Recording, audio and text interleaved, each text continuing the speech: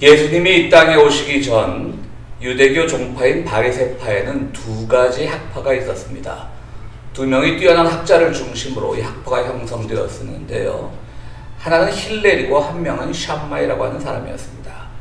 두 사람 중 힐렐이 율법 해석에서 조금 자유로웠고요.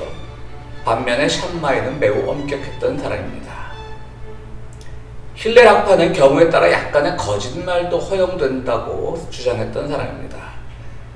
예를 들어서 어떤 결혼식에 갔는데 신부가 좀 얼굴이 못생겼는데 그 신부를 향해서 이쁘다고 덕담을 해주는 거짓말은 괜찮다라는 그런 주장을 힐렐은 하기도 했습니다. 사실 요즘 같은 그 젠더 감수성이 예민한 시기에는 이렇게 함부로 얼굴평을 하는 게 시대 정신에 맞지 않지만요. 우리가 2000년 전보다 더 훨씬 그 전에 일어난 일로 감안하고 들어주시면 좋겠습니다. 반면에 샴마이는 어떤 종류의 거짓말도 하면 안 된다는 거죠. 못생기면 못생겼다고 말해야 된다는 거죠. 너무 냉혹하죠. 어쨌든 요즘같이 우리가 이 사도 바울의 정신을 다시금 생각하는 때에 에베소서를 통해서요. 이 사도 바울과 이 힐렐의 관계가 있습니다. 사도 바울은 늘 자신이 가말리엘 문하라고, 가말리엘의 제자라고 말해왔었는데요.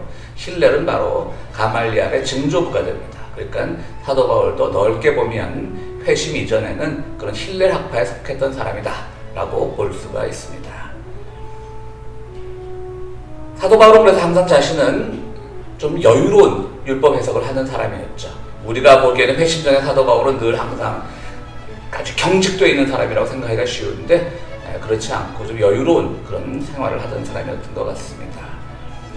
그래서 고린도전서 9장 22절에 보면 사도 바울은 이런 말을 해요. 믿음이 약한 사람에게는 약한 사람들을 얻으려고 나는 약한 사람이 되었습니다. 나는 모든 종류의 사람에게 모든 것이 다 되었습니다. 그것은 내가 어떻게 해서든지 그들 가운데서 몇 사람이라도 구원하려는 것입니다. 라는 말을 했습니다. 그러니까 뭐냐면 난 믿음이 약한 사람이 아니야. 그런데 믿음이 약한 사람 만나서 당신 믿음 왜 그래? 그럼 그 사람들 시험 들기 쉬우니까 내가 약한 척 해준다는 거죠. 그때 이제 거짓말이죠. 난 강하면 강하다고 해야 되는데 교만일 수 있지만 어쨌든 거짓말이 되는 거죠. 그 스스로는. 반대로 또 믿음이 강한 사람 앞에서는 나 당신만큼 또 믿음이 강해 이렇게 말할 수 있는 거고요. 또 이 본문에 나오지 않지만 가난한 사람 앞에서 가난한 척도 해줄 수 있는 것이죠. 바로 이것이 사도 바울의 정신이었고요. 그래서 오늘 사도 바울은 본문에서 헛된 말에 현혹되지 말라고 이렇게 가르칩니다. 사실 헛된 말이라고 하면 거짓말이죠. 빈말, 아무 의미 없는 말, 속이는 말, 그것이 이제 헛된 말과 거짓말은 같은 의미라고 볼 수가 있는데요. 거짓말이라는 걸 늘 생각할 때마다 그 유명한 사르트르의 소설 벽이라는 소설을 항상 생각을 합니다. 제가 워낙 그 소설에서 깨달은 바가 많아서, 느낀 바가 많아서 몇 번 설교에서도 인용을 한 걸로 기억을 하는데요. 사르트르는 이제 그 스페인 내전을 소재로 소설을 썼는데요. 스페인 내전 중에 잡힌 세 명이 모두 사형 선고를 받았습니다. 그리고 그 전날 이제 의사와도 얘기를 나누고 그래서 사르트르 하면 실존주의라고 말하지 않습니까? 그래서 여러 가지 이제 또 그런 실존적인 고민들도 나오고요. 근데 그 다음날 아침에 2명은 사형을 당했는데 1명은 살려준 거예요. 그러면서 미처 잡히지 않은 그 1명의 소재를 대면 너는 살려주겠다라고 말했던 겁니다. 그런데 이 사람이 웃기지 마라. 내가 그래도 이 스페인의 자유를 위해서, 독립을 위해서 싸우고 있는 사람인데 그런 속임수에 넘어가지 않겠다. 그러다 그 잡히지 않은 사람이 그의 사촌 집에 숨어 있는 걸 알면서도 공동묘지에 숨어 있다고 가르쳐줘요. 왜냐하면 거기서도 이제 약간의 그 많은 그 의미가 함축되어 있죠. 사람들은 모두 죽어서 공동묘지 가는데 지금 나 사형당하는 게 하나도 두렵지 않아. 라는 의미에서 거짓말로 실제로는 사촌 집에 있는데 공동묘지에 있다고 얘기를 하는 거죠. 그런데 막상 그 피신해 있던 또 다른 그 스페인 내전에 참전했던 사람은 막상 불안하니까 다른 데로 옮긴다라고 하면서 하필이면 바로 어릴 때 그 친구들과 같이 뛰어놀던 공동묘지에 가서 숨어버린 거예요. 그러니까 이 사람이 거짓말로 가르쳐줬는데 그게 진실이 되어버렸고 살라고 그 도망가 있는 친구 너라도 살라고 그렇게 거짓말을 했는데 오히려 그는 죽어버리고 이 사람은 진짜 정보를 준 게 돼서 감옥에서 풀려나고 이런 아주 아이러니한 소설이 있는데요. 참 거짓말이라는 게 뭔지 참 고민되게 만들죠. 세상 살아가면서 거짓말을 안 해본 사람은 없을 거고요. 그러면 또 말씀드렸듯이 백색 거짓말이라고 그러죠. 하얀 거짓말이라고 그러죠. 남에게 덕담이 되는 거짓말은 해도 좋은데 또 친구를 살리려고 했던 거짓말이 진실이 돼서 친구를 죽음으로 이끌고 이런 모든 것들 참 말이라는 게 어려운 것 같습니다. 그래서 오늘 우리가 사도 바울의 이 에베소서를 통해 가지고 우리가 신앙생활하고 거짓말이 과연 무엇일까, 헛된 말이라는 게 과연 무엇일까를 한번 생각해 보자 합니다. 오늘 본문에서 사도 바울은 우리들에게 이렇게 얘기합니다. 어떤 상황에서든 현혹되지 말라는 거죠. 달콤한 말들이 있지 않습니까? 어둠의 말들이 있습니다. 거기 현혹되지 말라는 거예요. 그러니까 첫 번째로 거짓말은요, 현혹하는 말이 거짓말입니다. 현혹하는 말. 누구를 이랬대 저랬대 뭐 이러면 세상이 좋아진대 저러면 세상이 좋아진대 하고 현혹되는 말이 거짓말인 거죠. 우리는 그런 말에 현혹되지 말아야 됩니다. 예를 들어서 경제가 어려우면 권력자들은 백성들을 이렇게 유혹하죠. 자, 우리가 지금 경제가 어렵습니다. 우리 모두가 잘 살기 위해서는 지금 대기업 중심으로 많이 밀어주고 그들의 자산이 늘어나면 결국 그들이 다 그거 갖고 가겠습니까? 다 그게 다시 정말 낙수 효과라 그러죠. 물이 흐르듯이 떨어지듯이 물방울이 떨어지듯이 다 떨어지면 우리도 모두 잘 살 수 있습니다. 라고 그렇게 현혹하죠. 그러나 역사상 세계 어느 나라도 그런 낙수 효과가 통한 예는 없습니다. 그리고 세계 어느 나라의 부자들도 정말 아주 극히 드물게 자기의 부를 사회에 환원하는 사람들이 드물게 있긴 하지만 세계 어느 나라 부자들도 이만큼의 내가 충분히 벌었어. 이제 이 돈을 낙수 효과로 흘러내려서 우리의 민중들과 다 함께 잘 살 거야 라고 하는 사람은 어느 역사에도 없었습니다. 극히 드물었습니다. 아니 없다고 해도 과언이 아닐 정도로 드물었습니다. 그런데 많은 사람들은 거기에 현혹됩니다. 그래 부자들이 잘 살아야지. 우리가 아무리 노력한들 저 부자들도 괜히 부자가 됐겠어. 잘 노력하니까 뭐 나보다 뛰어나니까 됐겠지. 그런 이상한 우상숭배 같은 정신에 빠져들어가지고 지금 자기들이 주장해야 될 권리들, 자기들이 말해야 될 것들을 하지 못해요. 그것이 우리를 더욱더 어리석게 만드는 거죠. 그러니까 사도 바울은 오늘 어리석어지지 말라고 척하는 거예요. 거짓말에 속지 말라고 하는 거예요. 거짓말의 특징, 현혹되는 말이라고 하는 것이죠. 이 시대에 정말 속담 같은 것들도 예전에 참 좋은 말이었는데 오늘날도 거짓말처럼 들리는 속담이 많죠. 예전에 뭐 젊어 고생은 사서도 한다. 지금 그 말 틀렸죠. 거짓말이죠. 지금은 젊어 고생 사서 하다 보면 계속 이 경쟁 사회에서 고생하던 사람은 계속 낙오돼 있고요. 결국 그는 영원히 낙오자의 신세를 못 벗어나는 경우도 많습니다. 한동안 굉장히 자기개발서로 인기가 있었지만 어떤 교수분이 쓴 뭐죠? 아프니까 청춘이다. 뭐 그런 글이 하여튼 베스트셀러가 됐죠. 청년들이 좀 아파봐야 된다. 근데 그것도 좀 많은 비판을 받고 있죠.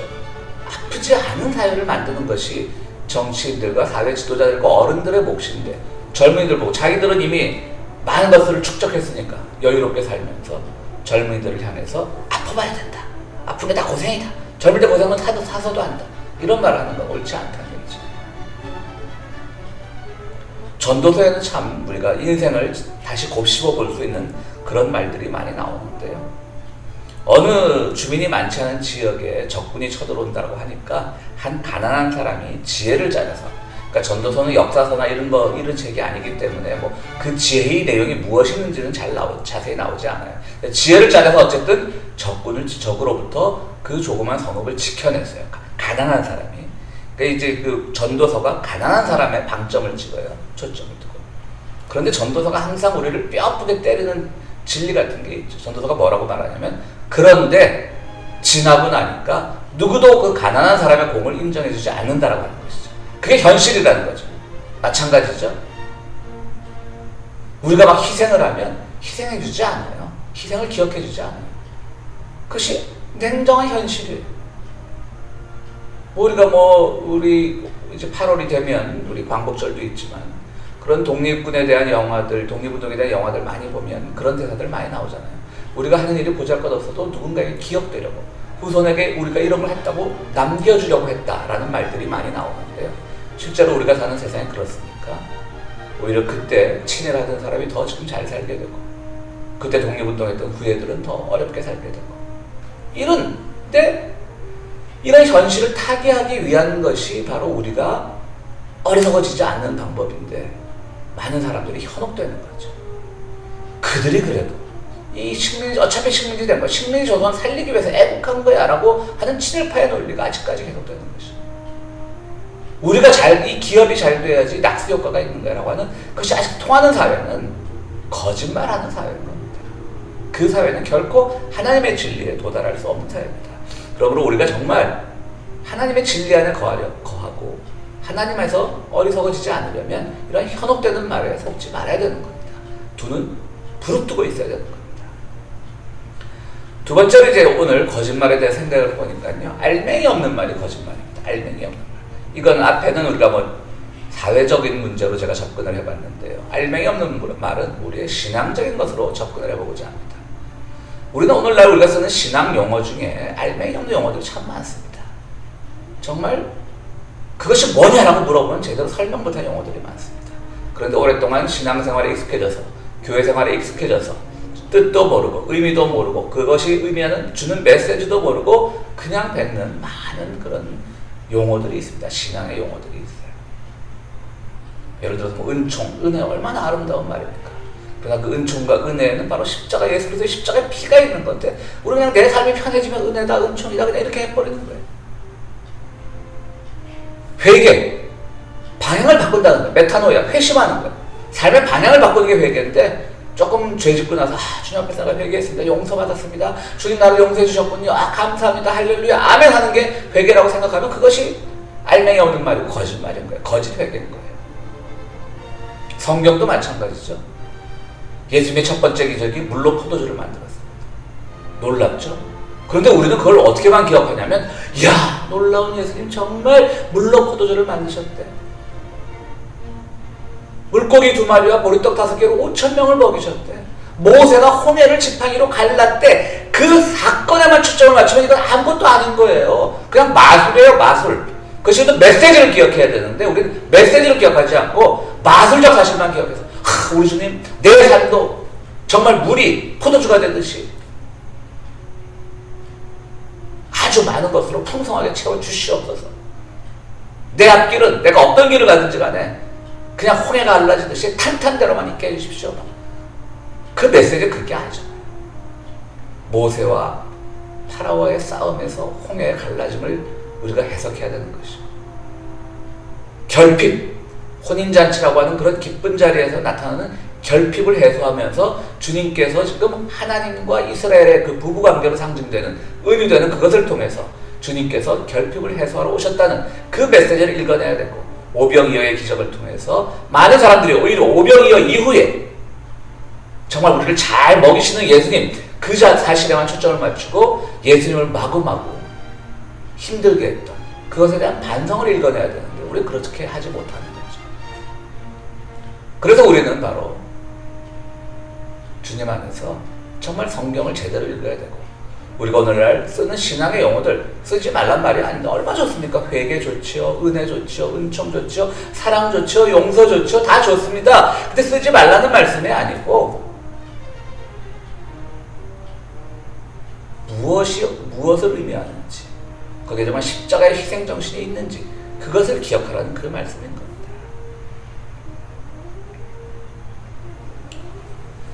세 번째로 거짓말에 속지 않으려면 분별력을 키우라고 주님께서 말씀하십니다.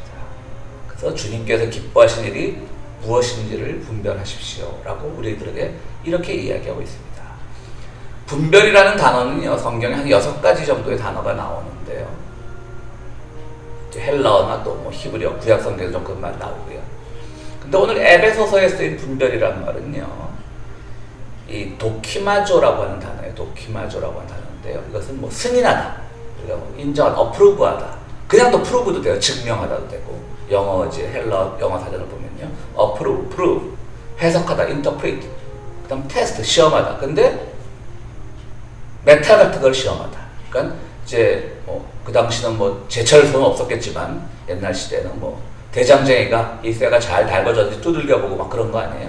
그런 걸 시험할 때도 이런 오늘 분별하다는 말을 쓰고 있어요. 근데 신약 성경에서는 이 분별하다니 도키마조라는 단어는 아주 드물게 2번인가 3번밖에 안 쓰여요. 다른 6개 중에 5개 단어는 여러 번 쓰이는 경우가 많은데 이 단어는 딱 2번밖에 안 쓰여요. 3번인가 쓰여요. 하나는요 우리 주님께서도 분별이라는 말 참 많이 써셨을 것 같은데 거의 안 썼어요. 그리고 이 시대는 왜 하늘이 어두우면 비가 올 것을 예상해야 되는데 왜 이 시대는 그런 자연을 분간하지 못하냐라는 말씀이 있지 않습니까? 그때 분간, 우리말로 하면 분간인데 그때 바로 오늘 분별력이란 말이 도키마조라고 쓰였어요. 여러분들 근데 이걸 생각해 보셔야 돼요. 왜 주님께서는 분별이란 말을 쓰지 않으셨을까? 분별은요, 어느 하루아침에 생기는 게 아니기 때문에 주님께서는 그의 제자들과 또 그 당시 갈릴리 민중들과 함께 하시면서 그 안에서 그들이 스스로를 증명해 보이고 스스로 쇠가 달궈졌는지 안 달궈졌는지 시험해 보듯이 지금 내가 어느 정도 성숙했는가를 늘 시험해 보는 그 과정 끝에서 나오는 것이 주님께서 말씀하시는 분별력이라는 거예요. 그러니까 분별력이 뭐 기도한다고 하루아침에 없던 분별력이 생기는 게 아니고 우리 삶 속에서 끊임없이 해석해보고 테스트해보고 승인해보고 이것을 승인해봤는데 이게 아닌 거야. 이것을 인정했는데 이게 아닌 거야. 그럼 또 다른 방법을 생각해보고 이렇게 하면서 나가는 것이 그것이 분별력이라는 거죠. 그러니까 주님의 참 분별력이라는 단어를 쓰지 않는 주님의 그 정신이 좀 놀라운 것 같아요. 주님은 그분의 삶을 통해서 배우기를 원했던 거예요. 그러니까 분별하라는 것은요, 우리의 삶을 통해서 터득되는 거예요. 결코 하루아침에 우리에게 주어지는 것이 아닙니다. 그러면 그 말을 또 바꿔 말하면 오늘 내가 A와 B가 다르다고 분별했던 것이 또 우리가 더 많이 기도하고 더 많이 세상에서 예수 따라 살기를 실천해보고 하다 보면 어느 순간인가 A와 B가 같다는 것을 또 분별하게 될 때도 있는 거예요. 우리의 분별력은 끊임없이 바뀌어요. 이게 제일 위험한 거예요. 난 주님의 지혜로 난 분별력이 생겼어요? 라고 하면서 어떤 분별력을 끝까지 갖고 가는 거 그거 아니에요. 오늘 사도 바울은 때를 아끼라는 말이요, 끊임없이 시간을 기억하라는 말인 거예요. 그 시간의 변화 속에서도 또 어떤 흐름 속에서도 우리의 생각도 바뀔 수 있음을 생각하는 거죠. 그러나 그 결론은 항상 같아야 되죠. 주님께서 가르치신, 주님의 삶에서 보여주신 그 사랑의 정신, 용서의 정신, 십자가의 정신을 터득할 수 있는 그 결론으로 가야 되지만 그 결론에 이르기까지 어떤 분별력은 달라질 수도 있는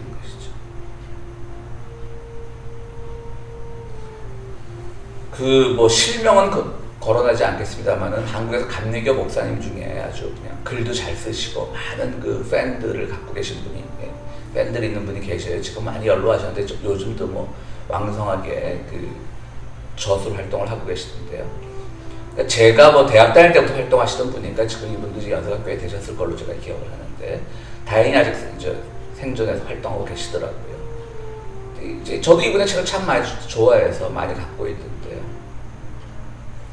이분의 오래된 젊을 때 쓴 책을 봤는데 거기에 아주 놀라운 말이 있어요. 당시 그 동성애에 대해서 아주 이분이 그럴 분이 아니에요. 굉장히 열려있는 분이고 굉장히 아주 모든 것을 통달하는 그런 분인데 그 당시 그러니까 한 70년대 80년대 초반 중반쯤에 쓴 책이겠죠. 40년쯤 됐겠죠. 동성애에 대해서 아주 모멸적인 표현을 하고 있더라고요. 그래서 솔직히 좀 실망했습니다. 저는. 그 40년 전이면 400년 전도 아니고 40년 전이면 이 부분을 그렇게 표현하지 않으셔도 됐을 분인데 왜 그러셨을까 좀 안타까운 거 있어요. 그렇지만 지금은 그렇지 않으실 거라고요. 그렇죠? 지금은 생각이 바뀌셨을 거라고요. 당연합니다. 우리도 그런 것들이 우리 주변에서 보지 못하고 익숙하지 않았을 때는 당연히 손가락질 할 수 있고 흉볼 수 있고 그 이전에도 우리가 그러지 않았다면 더 좋겠지만 사람의 생각은 바뀌는 겁니다. 그렇다면 지금 와서는 우리가 더불어 사는 세상이구나. 성적 정체성이라는 게 이게 그야말로 이성애자에게만 국한되는 것이 아니구나. 이런 걸 생각하면 우리의 분별력도 바뀐다는 거죠. 그런데 아직도 하나님이 허락하신 게 아니라는 또 이래가면서 그런 사람들 보면요, 좀 분별력이 없는 사람들인 거죠. 오래전 분별력이 아직도 분별력인 줄 알고 있는 거죠. 사랑하는 성도 여러분, 우리 다음 주부터 이제 교회에서 만나게 되는데 교회에서 만나면서 또 에베소서 6장 마지막으로 한번 더 하겠습니다. 에베소서를 통해서 우리가 개념어들, 아주 간단한 개념어를 생각해 봤었는데 오늘 우리가 이 거짓말형을 통해서 세상에서 위에 있는 권세로부터 우리가 속지 말라는 거. 오늘 사도 바울도 그 얘기를 하거든요. 우리가 살면서 약간의 거짓말 괜찮아요, 여러분. 그것이 상습화되면 안 되겠지만 귀여운 거짓말들은 괜찮습니다. 진짜로 우리가 두려워야 될 것은 위에 있는 권세자들이 하는 그런 현혹하는 거죠. 또 우리가 신앙생활하면서 또 알맹이 없는 말로 그냥 내뱉는 말도 거짓말인 거예요. 텅 빈 말인 거예요. 헛된 말인 거예요. 조금 더 이 신학적인 용어, 우리 신앙의 표현들이 굳어지기까지 얼마나 많은 사람들이 또 순교를 했고 순환을 당했고 예수께서 친히 그 순환의 모습을 보여주고 이걸 기억하면서 우리가 단어 하나하나도 신중하게 써야 되는 거죠. 그리고 무엇보다도 우리는 분별력을 키워야 되는 겁니다. 분별력을 키울 때 그것이 우리가 참으로 주님 앞에서 어리석지 않게 세상을 살아가는 방법이 되는 것입니다. 우리 성도 여러분 모두 정말 세상의 거짓에 속지 않고 하나님의 참을 따르는 그런 성도들이 되시기를 간절히 바랍니다.